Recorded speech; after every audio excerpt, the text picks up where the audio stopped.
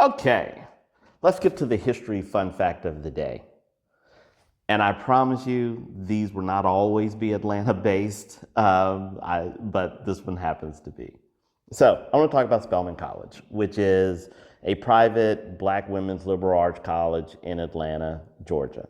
It's ranked number one out of 79 historically black colleges and universities, HBCUs, and that's according to U.S.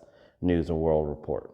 Now, many people are aware of Spelman, but I think very few know its history, which I find to be interesting, if not fascinating.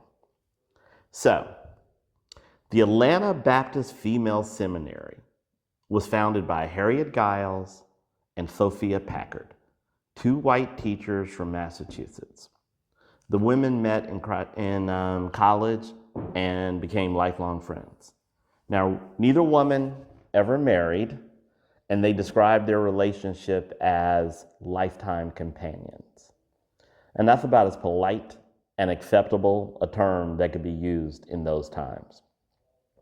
So, in 1881, Giles and Packard, aged 53 and 57 respectively, traveled to Atlanta specifically to begin a school for black freed women. And they found support from Frank Quarles. He was the pastor of Friendship Baptist Church, which had been established in 1866 as the first black Baptist church in Atlanta. So, the initial school opened in the basement of the church with just 11 students. Well, because of generous donations from the Atlanta black community, they were able to put a down payment on a 9-acre plot of land near the church. And in 1882, just 1 year after opening, the women returned to Massachusetts to try to raise more money for the school. They were able to gain an introduction to John D. Rockefeller, who at that time was unquestionably the richest man in the U.S., probably the world, but he was also a Northern Baptist. Now, it wasn't until 1884, which was 2 years after they met him, that he actually was able to make the trip down and visit the school. And by that time, the school had grown to 600 students.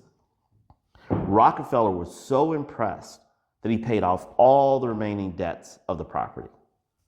But you know who was even more impressed than John Rockefeller? His wife, Laura Spelman Rockefeller, and her sister, Lucy Spelman. The Spelmans were longtime activists in the abolitionist movement.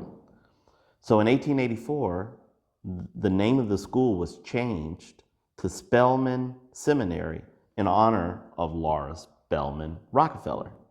She also donated the money for the oldest building on campus, which is Rockefeller Hall, which was built in 1886 and still stands to this day. Packard was appointed the Spelman's first president in 1888.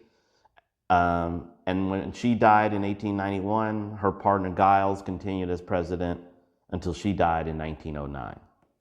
In 1924, Spelman Baptist Seminary became Spelman College.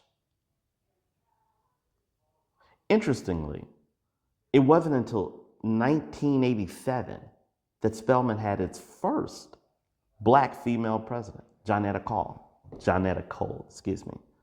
So for a school that was founded to educate black women, it was more than 100 years after it started before a black woman was in position to lead the school.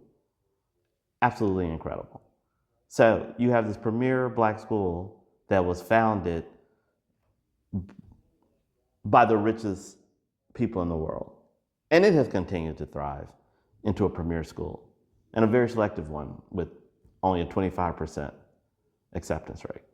So one last fun fact about this story. I mentioned at the beginning that the school started at Friendship Baptist Church, the oldest black Baptist church in Atlanta. Well, in 2011, 2012, the city of Memphis,